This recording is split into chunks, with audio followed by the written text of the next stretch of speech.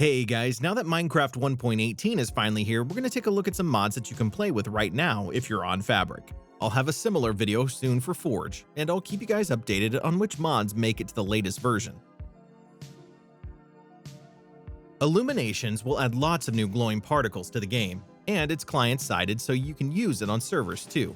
During the night, you might see fireflies in some biomes, which disappear when the sun rises. Go to the end and you'll see glowing chorus petals falling from chorus flowers, but there's a few others too, like plankton and eyes in the dark. If you donate to the developer, you'll get access to some more cosmetics like pets and crowns. Skin layer 3Ds will change the second layer of your skin, which is usually flat in 2D. The layer will now be 3D and actually look like a part of your character, which looks a lot better. Not enough animations brings in a lot of animations that are missing from the third-person view in Minecraft. As an example, you can see yourself eating and drinking items instead of just holding them in your hand. When you're in vehicles like horses or boats, you'll actually move the paddles with your hands or hold the horse's reins. Some other changes include looking at maps, compasses, and smoother animations in general. Universal Graves is a simple grave mod, but is highly customizable. You can change the style of the grave, how long they last for, whether they can store experience, and more. It's worth installing just so you don't lose your stuff if you die. Fabric Seasons will introduce all 4 seasons into Minecraft, with each one lasting 28 in-game days, and on a fresh world, you'll start with spring. As you progress through the seasons, the colors of your biomes will change. Different weather effects can happen too, like snow falling in forests. It would be cool to see this mod expanded on, maybe with temperature mechanics and different food growths per season. This mod adds 10 enchantments and 3 curses into your world. Some examples are Decay, which applies the withering effect to damaged enemies, Forging Touch, which melts blocks as they're mined, Magnetic, which pulls any nearby dropped items towards you, making them easier to collect, or Venomous, which will apply poison to targets. Mining Dimensions adds some new dimensions which can be accessed through different portals. It's even received an update for 1.18. There's 5 in total, which are the mining, climbing, caving, hunting, and nethering dimensions. I think the best of them is the caving dimension, as it has been given a new world height and doesn't have hostile mobs, so it's great for collecting ores. There's also portable teleporters, which can be used to quickly travel to them. Dragon Loot adds lots of new material that will be dropped by the Ender Dragon, and it's called Dragon Scales. With it, you'll be able to upgrade netherite armor and tools inside a smithing table to get some new equipment, which is ranked above netherite. It looks pretty cool too, as the tools have a purple tint to them. The new Dragon Anvil is unbreakable, and the final cool feature is that the Dragon Scale chest plate can have the elytra attached to it, so you don't have to lose your chest slot. LevelZ has also been updated, which adds a skill system to Minecraft.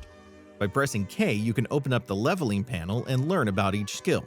There's skills like health, agility, luck, farming, mining, archery, and more.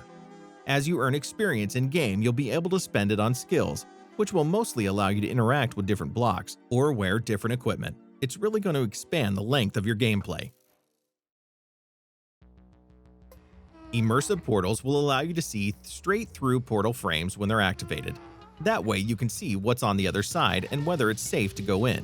Because the dimensions are always loaded, it also removes any loading screens, which is great to have. Another survival mechanic comes with a Dehydration mod, meaning that you'll have to stay on top of your thirst. If your thirst levels gets too low, you'll start taking damage, similar to when you have low hunger. Water has different pollution levels, so if your water isn't purified, then you might get hit with a thirst effect. You can place the new cauldron over a campfire to purify water, which should only take a few seconds. The mod also includes some flasks, which allow you to carry different quantities of water around with you.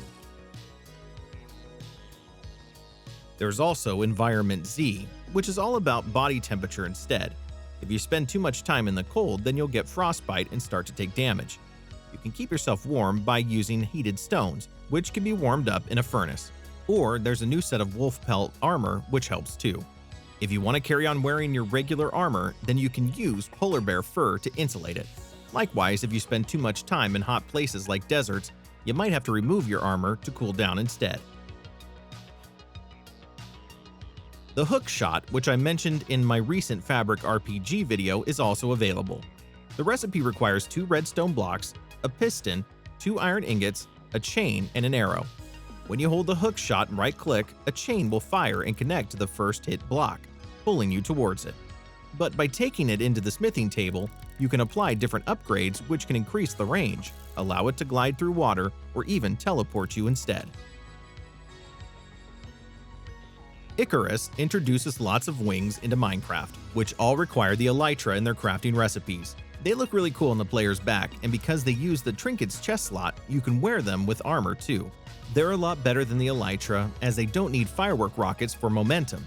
You can just keep flying for as long as you want freely.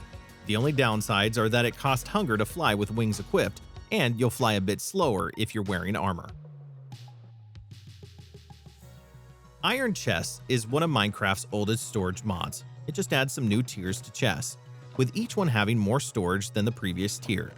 You can start by creating a copper chest from a regular chest and 8 copper ingots, and it gives 45 slots. You can then upgrade this to iron, and then to gold until you reach diamond. Diamond chests offer just over 100 slots, which is the highest amount, and these can be turned into crystal chests, which are clear, or obsidian chests, which are blast-proof. Happiness is a Warm Gun is a weapons mod for Fabric.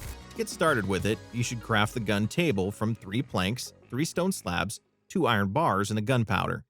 When you interact with it, you'll see all weapons and ammunition you can craft, so it's pretty simple to use. Some of the weapons include the minigun, shotgun, grenade launcher, flare gun, and even some grenades.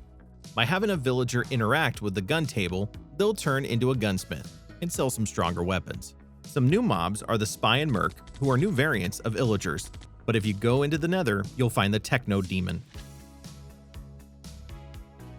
Simple shelves will allow you to create shelves out of all the different woods, which you can then display in your home.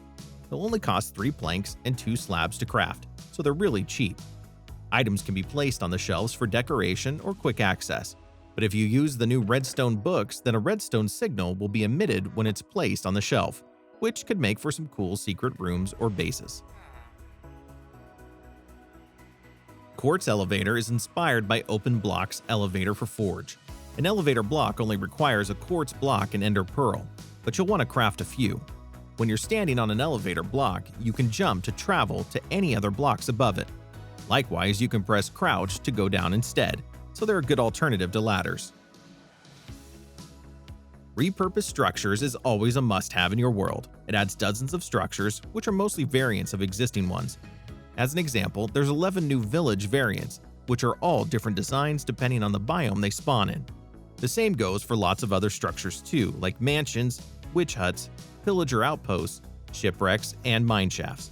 The mod even introduces some new structures like nether-themed end cities, overworld bastions, and jungle fortresses, which are an overworld version of the Nether Fortress. I started putting this list together on the first day of the update, so by now there should be a lot more mods available for both loaders. I'll have a Forge version coming within a few days, and then we'll keep going from there. If you haven't already, consider subscribing, as I'm often covering new mods, texture packs, and data packs.